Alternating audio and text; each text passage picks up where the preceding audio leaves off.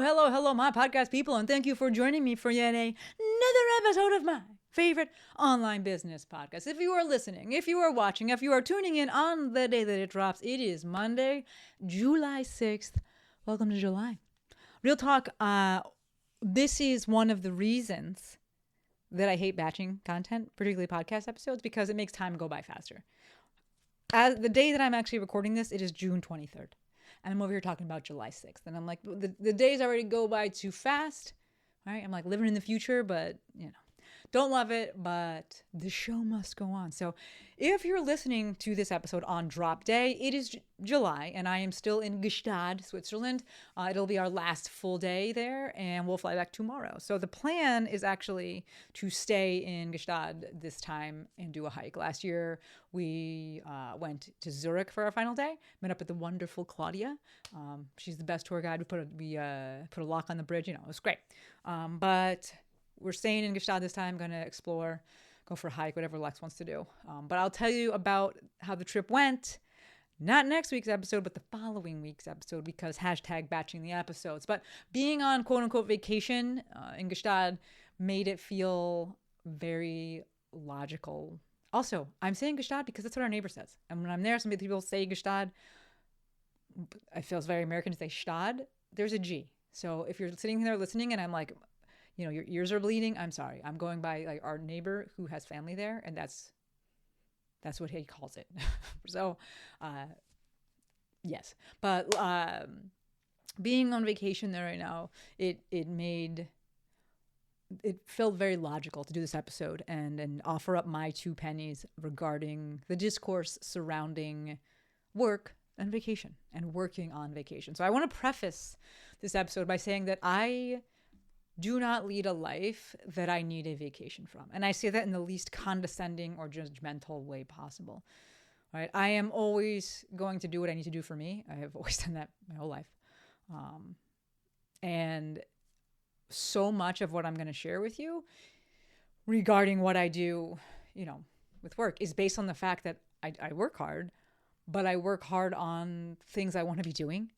Right? I have clients I love. I live at the beach. I don't have any kids. I don't have any fucking kids. I'm healthy. I play beach volleyball 3 times a week. Right? I have fur babies. One is sitting right behind me right now. Rupert's sitting behind me and kicking me. I go to the beach 3 times a week. Right? I am not going on vacation to escape anything. It is totally fine if you are. Right? But I'm saying that because I don't mind bringing my regular life with me on vacation. I'm not there to leave that behind and have a different world, right? So as it relates to working on vacation, right? So the title of today's episode, right? Working on vacation is not a red flag. Y'all already know my shoot from the hip answer when it comes to should you work on vacation or not is do what makes you happy, right? If you want to work. If you don't want to do shit, don't do shit. If you want to do a hybrid, which is usually what I do that. Right? I just always think that the best approach for anything is to do what feels good for you. Do what is aligned with your values. That's a big thing. Your values. We don't have borrowed goals or borrowed values. And do what also considers your clients because, ideally you are having a relational interaction with them, not just purely transactional. Right? So something worth noting to start off is that online business, especially as a solopreneur or someone with a really small team, right? It's unique in that you could probably always be doing something. Always. You could answer an email. You could change something on your site. You could update some copy somewhere. You could change the back end of something. There's always something you could do. Jill and I talk about this. Her husband is a firefighter, and it's like when he's not at work, he's not at work.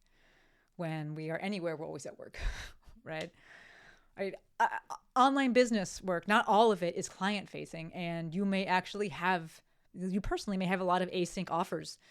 Or creative tasks that allow you to be doing work at basically any hour of the day, right? So to me, this introduces a variable to vacation in that you have to decide what you want to do. It's not like it's decided for you because you're like, I could do this, right? Obviously, when it comes to live calls, you can either run them or not. Last year, when we were in Gstaad, I actually did hop on a live call for Legacy. That's the mentor mine that Jill, my bestie Jill Fit, and I ran. But she ran the call. Right? So the time difference meant that it was like 9 o'clock at night or something, or like 8 o'clock at night, something late. And going into it, I had discussed with Jill. I was like, hey, can you run this next call? I will do my best to hop on, but I don't know what the internet's going to be like and the time difference. And like, can you plan on running the call? And she was like, of course. But I was able to hop on, right? Conversely, I was also running round 1 of my press publish program. It's my podcast launching program. And we skipped that week entirely. Right. The trip was somewhat last minute. And the women in that crew from round 1, they actually encouraged me to go. They're like, you have to go. Like, there's no question. You have to go. They are the best, those women. So I just moved the call to the following week. Right. This year, I have 2 calls when we get back, the week we get back. And I actually moved both of those to the following week because I knew that would just feel better with everything. My brother's going to be here. And we actually spent some time together. So, and I asked the groups and everyone was okay with, everyone was very much okay with the switch, right? These groups are smaller groups and they're more advanced. So switching, it wouldn't derail anything, right? So, the action item here is whether or not to take calls while you're on vacation. And when I say calls, I mean like actually running a call for people. I think some things to consider. Number 1, how's your internet going to be? That's the most important thing. You can have internet. Second thing, do you actually need to do it, right? I'm going to lean towards yes, probably hosting it if you're at the very beginning of a program, if the group has large numbers and it's really difficult to reschedule, or if it's a situation where consistency is really important and like skipping would derail things. I also want to think about, right, so the first one is, do you need to host it? The next thing I want to think about is what will be the best experience and be the most helpful for the attendees, right? Oftentimes, adding in an extra week to things is good for people. People are very busy. And so to have them have more time to be able to do that thing, but by and large, it's actually a good thing. Continuing with that, having bad internet, terrible experience. That is the worst of all the things, right? The worst possible thing that could happen. So just make sure that when you're thinking about should I run it or not, we are considering the client there, right? So again, I've done both. I typically try to avoid it largely because of the internet situation. I don't know if it's going to be, good or bad, but if it needs to happen, I will absolutely make it happen. One-on-one calls, however, my one-on-one coaching calls, I am not doing them on vacation, right? My schedule is fully blocked off. I make sure that folks get in before or after. And to me, this is the most clear cut because it feels the same as when I was an in-person PT, right? Many years ago, like you can't take that on vacation with you. So there's like no discussion about that. And so it's the same, right? If you personally want to take coaching calls while you're on vacation, more power to you. Again, do what makes you happy. But big thing, how is the internet? How is the time difference? Is it really necessary? That person can probably wait a week. Can you schedule them on the front end or the back end of that thing? Next thing I'm thinking about when it comes to work is client work. So this is the async stuff. And this is the async stuff that is probably the heaviest lift, right? For me, and when I say async meaning it's asynchronous. So I'm doing this stuff on my own for a client, right? For me, that would be like, any kind of copywriting stuff that I'm doing for somebody. I am not going to bring that on vacation, largely because for me, I need more time for those tasks. And being on vacation, I don't have big blocks of open space. I will have, periods of open space, but not just a big block where I can sit like I would at home and like really devote time and energy and focus to this task, right? So I'm going to look to get those things done before I go or pause them until after, and I'll let people know, right? And yeah, this is probably more of a niche, work item, and it largely applies to folks that provide done-for-you services. But it is the thing, right? I want to cover anyone with an online business. Another type of work to think about for vacation is communication with you. So I use what's called Voxer with all of my clients. It's a voice messaging and text messaging platform. I love it. I use it with my friends as well. It's probably my favorite thing that I offer because this is communication and you can just talk and you can hear the person and you can speed up messages. They save, they can text if they want. I really love the connection with Voxer. I personally don't stop it during vacation. Right? My people are great though. So I should, preface that. My people are great and they never have like fire alarm emergencies anyway, even when I am home. It's never like, oh my God, the worst thing happened. What can you like? My people are fucking great. Right? But the folks my clients will know that I'm going away and, Most try to get their questions in beforehand, but I tell them, like, I'll be available. I'll just be slower to respond, right? I do it because I like doing it. I'm not worried that I'm going to lose a client if I stop doing it. Like, I like hearing from my clients. I like talking to them, and they don't need much. Vacation for me oftentimes has downtimes where I'm not doing anything, and it doesn't stress me out to answer Voxers, right? But that is also because the questions that I typically get on Voxer, they're generally like talking through things. They're not like some super detailed nuance back and forth, right? So, of course, when I'm on vacation, if I'm on vacation, I'm going to prioritize vacation things. Breakfast, exercise, getting to the matches in this case, right? Going to watch the volleyball matches, seeing things. But I will gladly respond during downtime, right? And sometimes the time difference really works in my favor, depending on where you're, could work in your favor as well, depending on where you go, right? Because I we're going over to Europe, and like that's like the complete opposite there, and so I'm responding while people are asleep, so it's not even like they're waiting to hear back from me, that they wake up and the message is there, so it can work out really well. Next item regarding work, email. Listen, I don't want to email when I'm not on vacation, so I'm definitely not fucking emailing when I'm on vacation, right? Yes, I look at my email every single morning, but I don't get a ton of emails that I need to respond to, and that's intentional, right? Because I tell my clients, don't fucking email me, Voxer me. I don't want an email.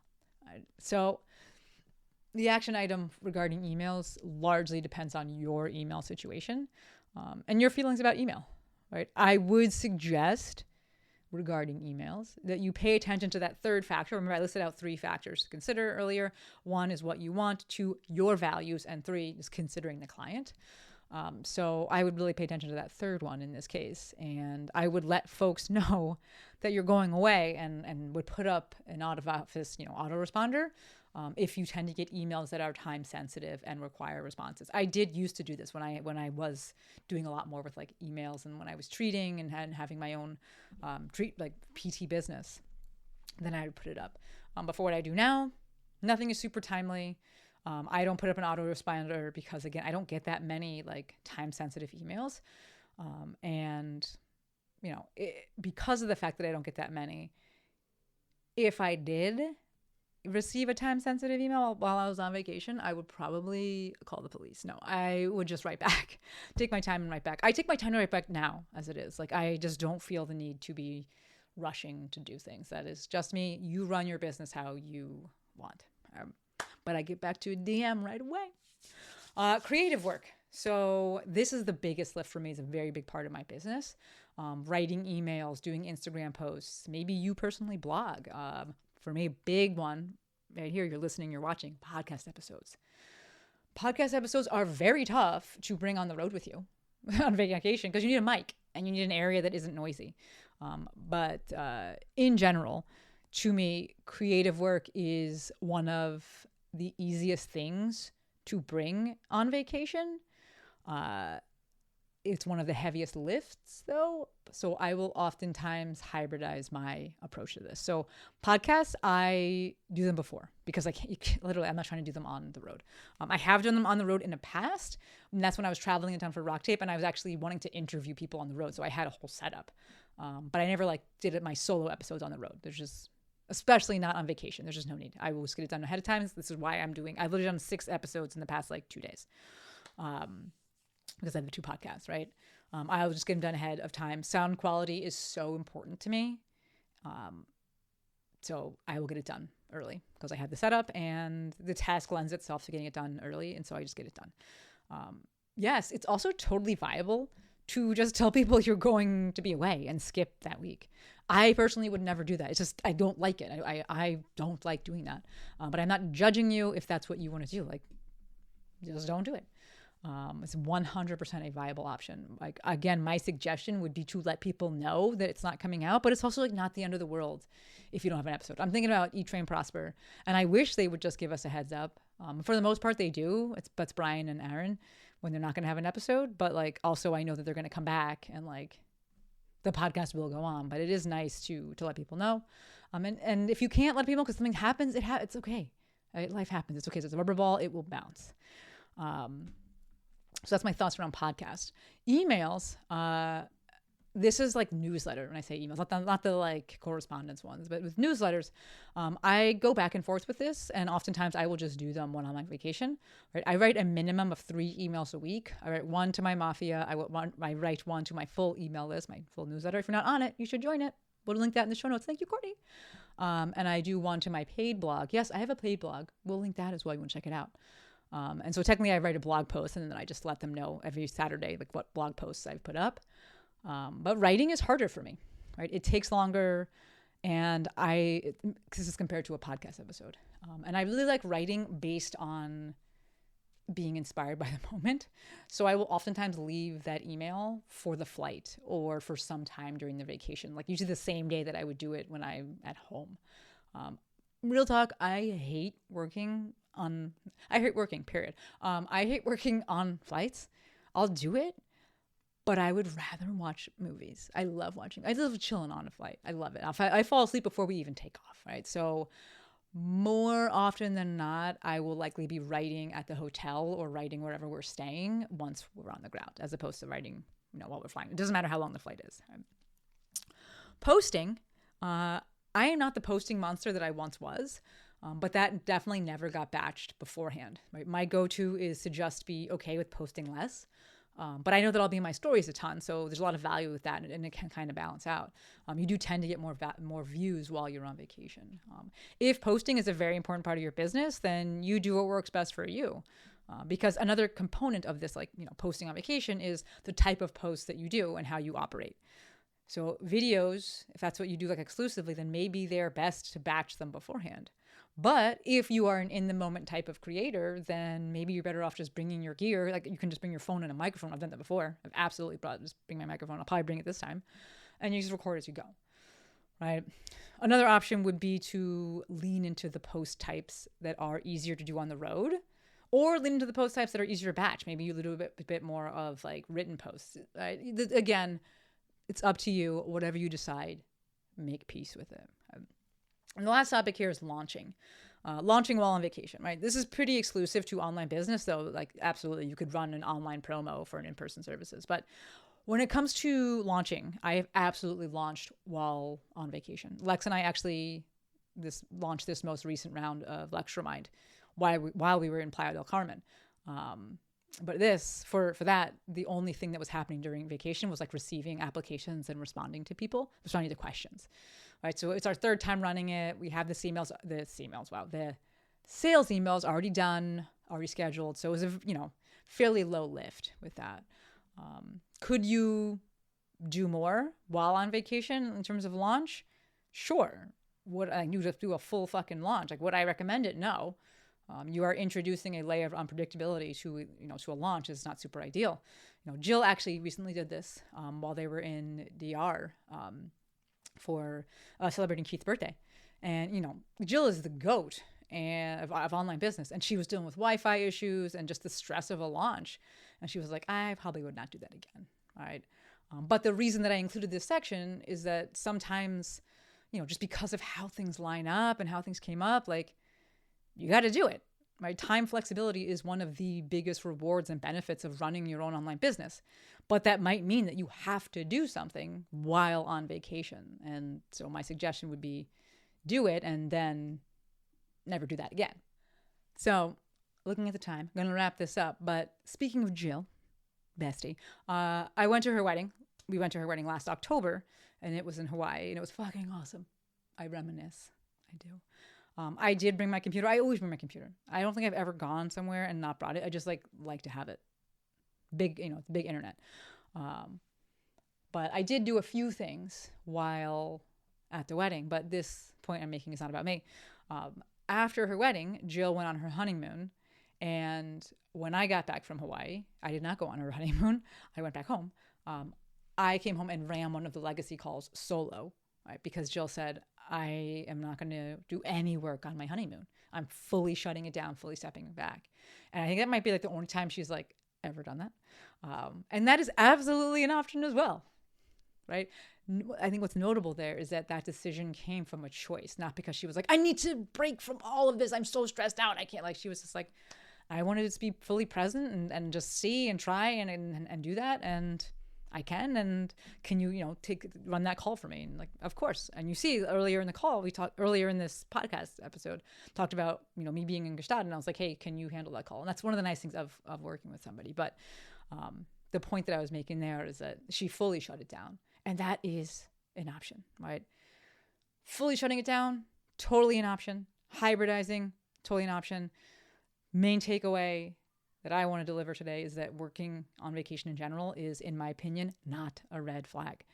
Right? I think something super important that I spent not that much time on during this episode is, building a life that you don't need a vacation from. Right? And again, I'm saying this in the least condescending way. And it is a privilege. I feel incredibly fortunate and privileged to live this life and have built this life that I don't, and a lot of it was intentional. Like, I never wanted kids, ever. Because I'm like, there's too much fucking work, right? But, for me, not needing a vacation from things, and I'm not saying this in like, so I'm like, I never need a vacation. It's just like, literally, I'm good. Like, would I travel some places? Yeah, but like, I also just love the routine here. And part of what helps with that is that, I take breaks throughout the day. I go outside. I go for a walk. I've been at this desk for a long time doing these batching, but like, I'll go outside. And when I go outside, I see palm trees and the weather is always nice, right?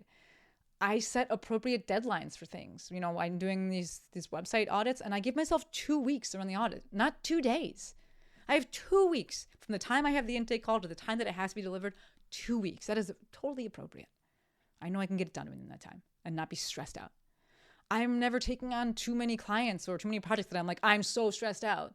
And if I do have a season that's busy, it's coming on the tail end of a season that's slow. And it's like, all right, cool. There's just a balancing of things. I price things appropriately. That's a big one. If you're really underpricing your services, suddenly you have to do that much more work or take on that many more clients to try and, make ends meet. And like, that's a problem. Right? Additionally, I prioritize my health and fitness. Right? I work out first thing. I get it done first. Is it a privilege? Yes. Have I worked hard for that privilege? Also, yes. I get it done in the morning, and y'all know I've been talking about doing the tactics stuff, and I do it early because if I wait, I'm not gonna fucking do that Metcon at nighttime. I ain't doing it. All right, but I get it done first, and I'm prioritizing, and I have built out a gym. I built out a home gym. I spent a lot of money on that home gym. We have everything, and it's, I have a life here, built a life here that I don't need to escape from. So I realize when people take vacations as well, sometimes it's not escapism, right? Sometimes, not that there's anything wrong with that either, but sometimes it's like, it's exploration. I'm not really the exploring type. I've traveled a lot. I'm 41 years old. I have been to many places. There's like a handful of places I'd go. I actually am interested in going to Portugal. I think that would be I think it'd be like just like being here, to be honest. And I would bring work, right? I would absolutely bring work with me. So, in thinking about in writing this episode out and just thinking about these things, I do liken this whole approach, this whole like way I view it. I liken it to fitness and workout styles, right? I have always been really good at pacing. Always.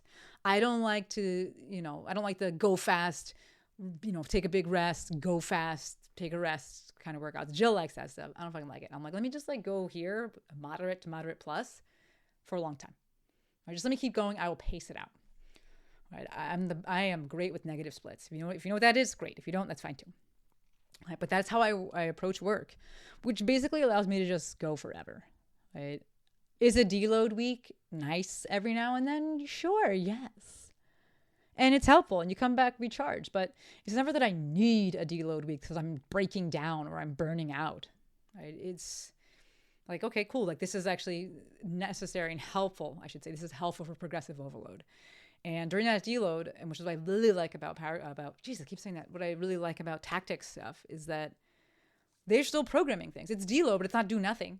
You're still moving. There's still workouts. You're still lifting. It's just that like 55% of, your 85% of your training max, right? Like that's the kind of deload that I like. So when it comes to working on vacation, those are my 2 pennies, my 97 pennies, and what I like to do. What you do, what you should do, 100% up to you.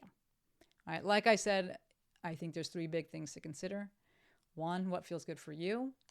2, what is aligned with your values. And 3, what also considers or takes into consideration your clients, because ideally you have, a relational interaction with them, not just purely transactional, right? All right, I'm gonna wrap it up there. I'm looking at the time; it's a little bit longer one, but this is a fun one. I like it. Summer is here, so perhaps you're going on vacation. If so, I hope you enjoy it and you do what works for you. Okay. As always, endlessly, endlessly, endlessly appreciative for every single one of you. Until next time, friends, Maestro out.